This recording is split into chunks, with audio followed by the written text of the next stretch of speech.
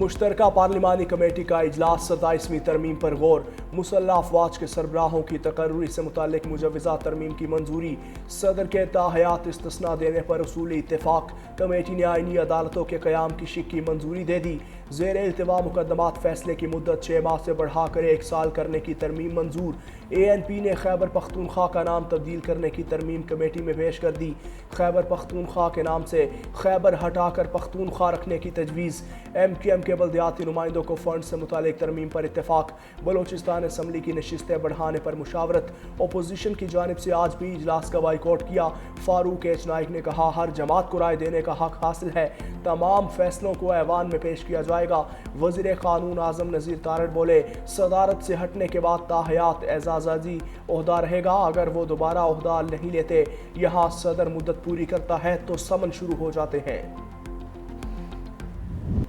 وزیر اعظم شہباز شریف کے حکم پر وزیر اعظم کو استثناء دینے کی ترمیم واپس لے لی گئی۔ ایکس پر اپنے پیغام میں شہباز شریف نے کہا کہ دورہ آذربائیجان سے واپسی پر وزیر اعظم کے استثناء سے متعلق ترمیم کا معلوم ہوا، بتایا گیا میری پارٹی کے چند سینیٹرز نے وزیر اعظم کے استثناء کی ترمیم سینٹ میں پیش کی، ان کے خلوص کا شکریہ۔ وزیر اعظم کے استثناء کی ترمیم کابینہ سے منظور شدہ مسودے میں شامل نہیں تھی۔ منتخب وزیر اعظم قانون اور عوام کی عدالت میں جواب دہ ہے۔ وزیر اعظم شہباز شریف 27ویں آئینی ترمیم کی منظوری کے لیے خود میدان میں آ گئے۔ حکومتی اور اتحادی سینیٹرز کو آج عشائیے پر بلا لیا۔ 27ویں آئینی ترمیم سے سینیٹرز کے تحفظات کو دور کیا جائے گا۔ وزیر اعظم کی جانب سے کل سینیٹرز کو سینیٹرز لاؤنج میں ناشتہ بھی دیا جائے گا۔ سینٹ اجلاس اپوزیشن کی 27ویں ترمیم کی شدید مخالفت، ترمیم سے سپریم کورٹ کا جنازہ نکالا جائے گا، سینیٹر علی ظفر نے کہا PTI ترمیم کی کھل کر اور بھرپور مخالفت کرے گی، یہ ترمیم عدلیہ کی آزادی کے خلاف ہے، آئینی ترمیم ایسی ہے جیسے کسی عمارت کو تباہ کر رہے ہیں، آئین کا بنیادی اصول سویلین بالادستی ہے، آئینی عدالت صرف ویئر ہاؤس ہوگی، ایگزیکیوٹیو ہمیشہ سے عدالتوں کو کنٹرول کرنا چاہتی ہے، اس میں سب سے زیادہ زہر ججز کا ٹرانسفر ہے، سینیٹر حامد خان نے کہا 27ویں ترمیم آئین کو دفن کرنے کے لیے لائی جا رہی ہے، 26ویں اور 27ویں آئینی ترمیم ہمارے لیے باعث سے شرم ہے، ہم آج آئین کو مسخ کرنے جا رہے ہیں۔ یہ وضوح پہ بیٹھ کے ملک ظلم کے لوٹنے والے لوگوں کو آپ استثناء دے رہے ہیں آئین کی اس کے نام پہ۔ فرد کی مضبوطی پاکستان کو نہیں بچائے گی، پاکستان کو پاکستان جمہوریت کی مضبوطی، آئین کی مضبوطی، عوام کی مضبوطی، 47 کے عزیزوں کو یہ حق ہی نہیں پہنچتا۔ آئے ہم سب اٹھیں اور اس آئین کو بچائیں، چاہے اس کے لیے جو بھی قربانی دینی پڑے، پارلیمنٹ کو ہم بالکل چلنے نہ دیں، یہ ہم نہیں کریں گے، نہ ہمیں اللہ بخشے گا نہ ہمارا ضمیر معاف کرے گا۔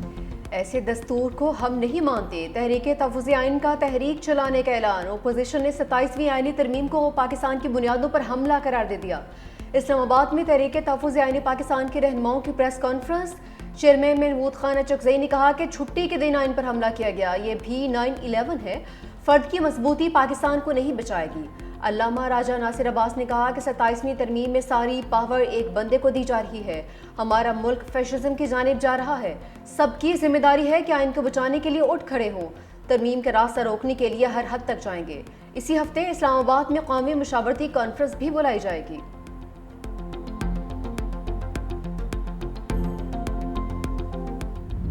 27ویں ترمیم کے تحت ریاستی اداروں میں بڑی تبدیلیاں تجویز، آرمی چیف کے لیے چیف آف ڈیفنس فورسز کا عہدہ تخلیق کرنے کی تجویز، تینوں فورسز کا سربراہ ہوگا، عہدہ اور مراد تاحیات رہے گی، صدر مملکت کو حاصل استثناء چیف آف ڈیفنس فورسز کو بھی حاصل ہوگا، آئین کے آرٹیکل 243 میں تبدیلی کا فیصلہ، chairman joint chiefs of staff committee کا عہدہ ختم کر دیا جائے گا، وزیر اعظم چیف آف ڈیفنس فورسز کی مشاورت سے نیشنل اسٹریٹجی کمانڈ کا کمانڈر مقرر کریں گے، صدر مملکت وزیر اعظم کی سفارش پر تینوں مسلح افواج کے سربراہوں کی تعیناتی کریں گے، کسی آفیسر کو فیلڈ مارشل کا عہدہ دینے کا اختیار پارلیمنٹ کو ہوگا، field marshal, martial of air force اور ایڈمرل آف فلیٹ قومی ہیرو تصور ہوں گے، مجوزہ آئینی ڈرافٹ 48 شقوں اور 25 صفحات پر مشتمل۔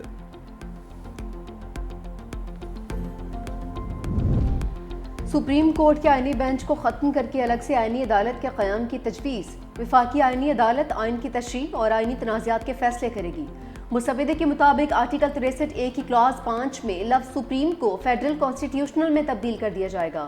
آرٹیکل 184 ختم کر کے از خود نوٹس کا اختیار ختم کر دیا جائے گا۔ صدر مملکت کی جانب سے دائر ریفرنس کی بھی آئینی عدالت سماعت کرنے کی مجاز ہوگی۔ آئینی عدالت 5 کے بجائے 7 ججز پر مشتمل ہوگی۔ چیف جسٹس وفاقی آئینی عدالت کی مدت ملازمت 3 سال مقرر۔ جج 68 برس کی عمر میں ریٹائرڈ ہوں گے۔ وفاق اور صوبوں کے درمیان تنازعات سننے کا اختیار ہوگا۔ آئینی عدالت کے فیصلے ملک کی تمام عدالتوں پر لازم ہوں گے۔ سپریم کورٹ کے فیصلے کا اطلاق آئینی عدالت پر نہیں ہوگا۔ سپریم کورٹ صرف اپیلوں اور عمومی مقدمات کی عدالت رہے گی۔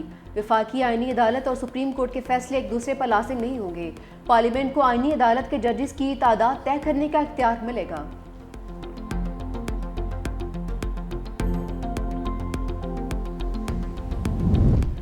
ٹرانسفر سے انکار پر جج کو ریٹائرڈ کر دیا جائے گا۔ اعلیٰ عدلیہ میں ججز کی تقرری پر نیا طریقہ کار سامنے آ گیا۔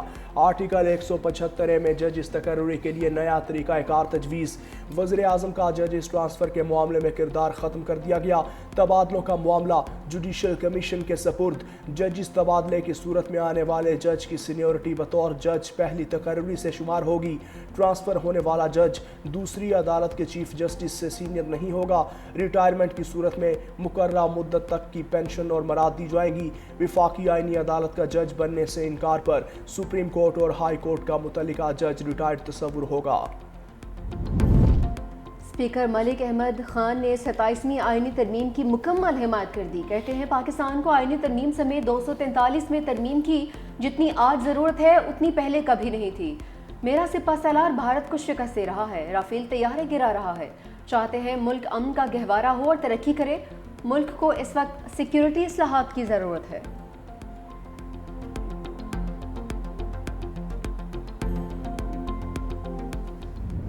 پاکستان اور افغان طالبان رجیم میں استنبول میں مذاکرات کا تیسرا دور ختم۔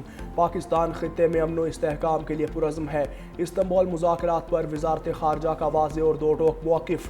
سفارتی ذرائع کے مطابق وزارت خارجہ نے کہا پاکستان کا موقف تعصب سے بالا تر، حقائق اور میرٹ پر مبنی ہے۔ پاکستان نے ہمیشہ ذمہ دارانہ طرز عمل اپنایا۔ غیر جانبدار ممالک نے پاکستان کے موقف کی تائید کی۔ ترجمان دفتر خارجہ کے مطابق افغان طالبان رجیم نے دہشت گردوں کے خلاف ٹھوس اقدامات سے انکار کیا۔ افغان وفد نے مذاکرات کو غیر ضروری الزامات سے خراب کیا۔ دوحہ مذاکرات میں کیے گئے وعدوں پر عمل درآمد سے گریز کیا۔ طالبان حکومت نے اب تک محض وعدے کیے۔ پاکستان اپنی سرزمین کے دفاع کے لیے ہر ممکن اقدامات کرے گا۔ طاقت کا استعمال آخری صفاق اسرائیل نے جنگ بندی معاہدے کی خلاف ورزیوں کو اپنا وتیرہ بنا لیا۔ غزہ کے مختلف علاقوں پر فضائی اور زمینی حملے، مزید 3 فلسطینیوں کو شہید کر دیا۔ دوسری جانب حماس نے معاہدے پر عمل درآمد کرتے ہوئے مزید ایک یرغمالی کی لاش اسرائیل کے حوالے کر دی۔ اسرائیل کے حوالے کرنے کے لیے حماس کے پاس صرف 5 لاشیں رہ گئی ہیں۔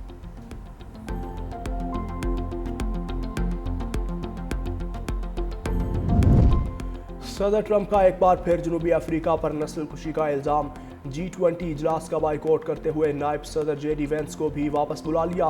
صدر ٹرمپ نے اپنے social media platform truth social پر لکھا جنوبی افریقہ میں سفید فام افراد کو مارا جا رہا ہے، ان کی زمینیں اور کھیت غیر قانونی طور پر چھینے جا رہے ہیں۔ جب تک یہ انسانی حقوق کی خلاف ورزیاں جاری رہیں گی کوئی بھی امریکی عہدیدار اجلاس میں شریک نہیں ہوگا۔ جنوبی افریقہ نے فیصلہ افسوسناک قرار دے دیا۔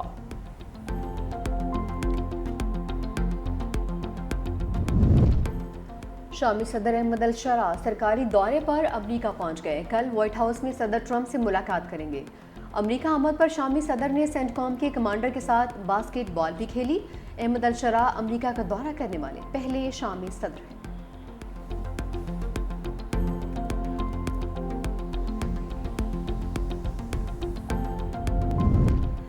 ڈنمارک کا 15 سال سے کم عمر بچوں پر سوشل میڈیا کے استعمال پر پابندی کا فیصلہ۔ ڈنمارک حکومت کے مطابق والدین کو 13 سال تک کے بچوں کو کچھ پلیٹ فارمز تک رسائی دینے کی اجازت ہوگی۔ گزشتہ ماہ ڈنمارک کے وزیر اعظم نے نوجوانوں کی ذہنی صحت کے لیے سوشل میڈیا پر پابندی کا مطالبہ کیا تھا۔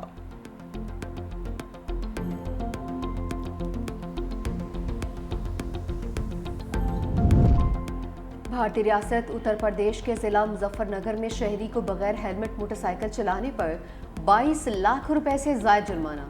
انمول سنگھل اس وقت حیران رہ گیا جب ای چالان میں 20 لاکھ روپے سے زائد کا جرمانہ درج تھا۔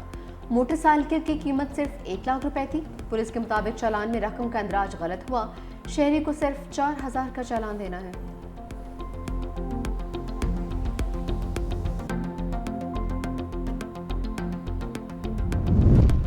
بھارتی فوج کی نااہلیوں کا ایک اور ثبوت دنیا کے سامنے آ گیا۔